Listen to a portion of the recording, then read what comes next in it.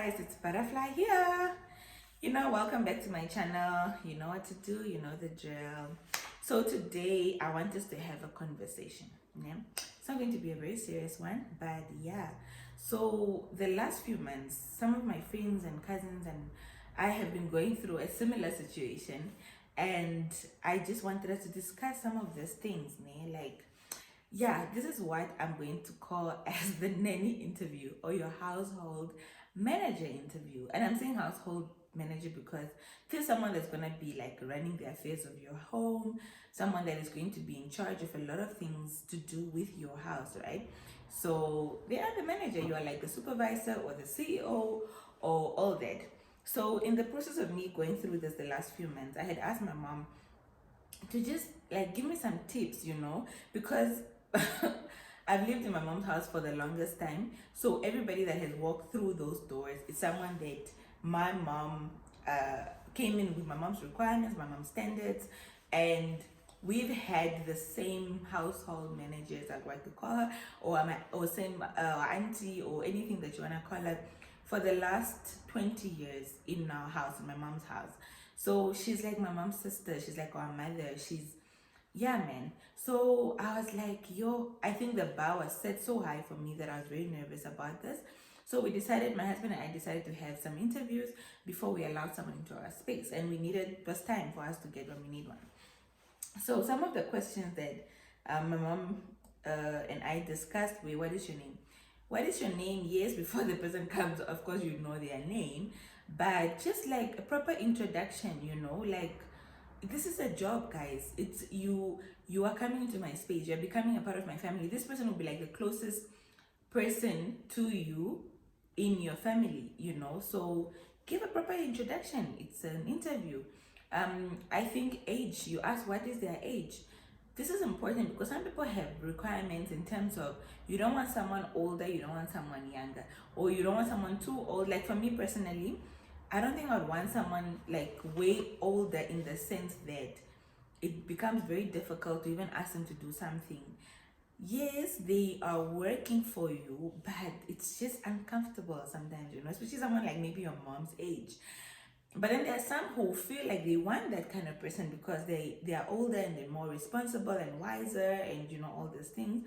So it's really just up to you. Or some people don't want someone who's too young, where they feel like they're teaching them everything, or it's like a sister, a little sister, or anything like that. So it really just depends what your requirements are. I didn't really mind in terms of age, whether older or younger, just not in the extremes, basically, right? Because I remember there was someone that used to come in here and there helping us, but I have a feeling it's even something that a cousin of mine was talking about, like, because it started happening with her nanny as well. When someone starts calling you me someone or tate who, and then suddenly it changes. I don't really mind what you call me, for me personally, but I just feel like maybe with my husband I would mind, like, that you at least put that respect in him. But then sometimes the person might come across your ID and realize, so I'm just working for this child, and then the whole thing will change. So I don't want it to be in such extremes. So you ask them where they are from. You need to know this because just in case of any emergencies, or just like you need to contact someone, you need to know, okay, fine, if they're saying they're going home, where is home? And just this is something I'm going to talk about later towards the end, but like, in case of emergencies, who do you need to contact? You get, so there's that past experience working in town or working with children, or just like job experience. You want to know job experience because you also want to know, like, does the person have work ethics? Like, do they know what it means to hold a job, really respect your job and the person that has employed you? You want to know, have they worked with children before? Have they been a nanny before? Do they know what to do? And even just maybe not a nanny, but like a household manager per se, like being the person that stays at home, taking care of the house. Do they know how to do those things? And then you also ask them, do they like kids? I know this may sound like maybe it's a funny question, like it's obvious that someone would say yes, but for me, I have learned in my interviews that the way the person answers me is very, very important, guys. I had a lady who we once interviewed, and I asked her if she likes kids. And then she asked me, she's like, Gene happen? And I'm like, huh? Like I needed to ask that again because I was like, wait, what? Maybe I didn't hear well. And she's like, eh, like she was saying, if it's these older ones that can answer you back, whatever, yeah, maybe it's a problem. Like just by the way she said it was like just this little. I'm like, okay. For me, that was a red flag. Honestly, yes, she said she liked kids, but the way she answered me was just like, because it really doesn't matter whether the child is a toddler, a baby, a teenager. Do you like kids? And like, what is your approach with them?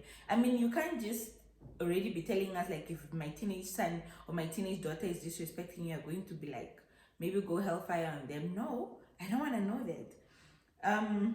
Do you have any kids and how many? That's important for me also because of like work experience. Sorry guys, I had to attend to the doorbell. So as I was saying, you also want to ask them like, do you have kids and how many? And for me, this is important because in terms of experience with children, and you could learn a thing or two from this person, right? You could be a first-time mom and you also won't know what to do. And I'm not saying this excludes or disqualifies people who are not mothers. Of course it doesn't, not by any chance, but I'm just saying if that's important to you, it's important to know. For me, it was important to know because I don't have any children, so I also want to know, like when I have children of my own, and I need some help or some advice, that maybe you can teach me a thing or two, and also just like that I know that you also have that maternal instinct and you're also not just gonna be annoyed by my child crying or whatever, because like this is just how babies are, right? And then the other thing is, do you know how to cook, to wash, to iron? This may seem like a rhetorical question to some, right? But it helps you with budgeting as well, because you want to know, like, are you going to need someone to come in to cook? To wash and iron maybe once a week or so, or is the person able to do the job? For some people, the person is able to, but maybe because of the pressure of the children, or you don't want it to take away time from them with the child, you would decide to just have another person come in to help. But that also, again, that depends on the person and how they are coping, and you also don't want your child to be neglected. So anything that helps you guys, then you just do that.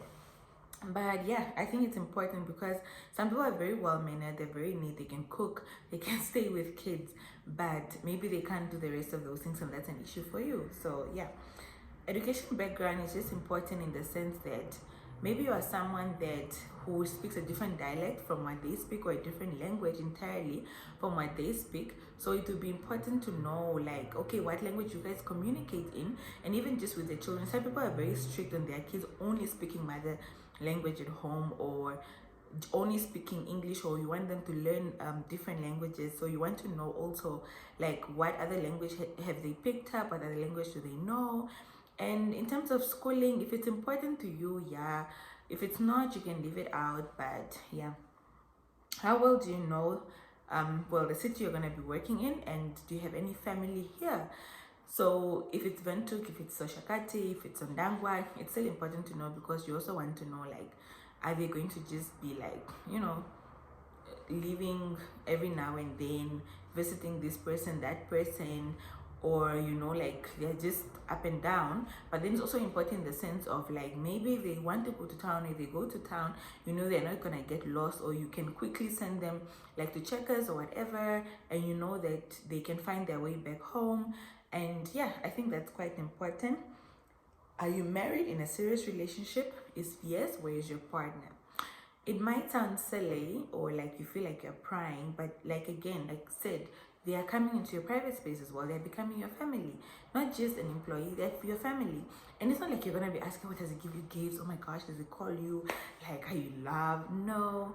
But also just to know their kind of relationship, like maybe they have children together, they've been together for years, or maybe they're gonna wanna be visiting the person here and there. Where does the person live? Maybe they live in a whole other town, and they're gonna wanna ask to go visit their person here and there. It's important, you're adults. you just have to be honest and open with each other. Yes, when you live together, you get to know each other, you learn more about themselves, their partner, whatever. Obviously, depending on how comfortable you are or they are, but at the beginning, it is also important because you also want to know, like, okay, maybe they are just having a fling, or they talk to this person or that person that maybe constantly having a relationship drama that's gonna keep them away from concentrating at their work or something. For you, it might not be important to you, but like I'm saying, I asked that because I felt like it was important. And then if you're happy with the person, then you guys can always talk about the pay things, right? Like their previous job, what did they get? Obviously, you don't expect that they'll always be honest. Some may be, some may not be. But just because it helps also, ne? Say someone who's living like in a 1-bedroom flat alone, and they're getting a house manager to come in. That house manager cannot expect the same pay, for example, as someone who lives with like 10 other people in a 7-bedroom house. The workload will not be the same, and it's only fair to you as well, right? This is also part of why I feel like people should meet at a neutral place for these interviews, because you don't want the person to be like the decision or the answer to be biased based on like maybe they walk in your house like in us bleak, like it's a whole mansion, triple story, what, but you live alone, and then they just feel like, no, but you can afford, right? Yes, but I mean, like, I'm living alone, you'll be the second person.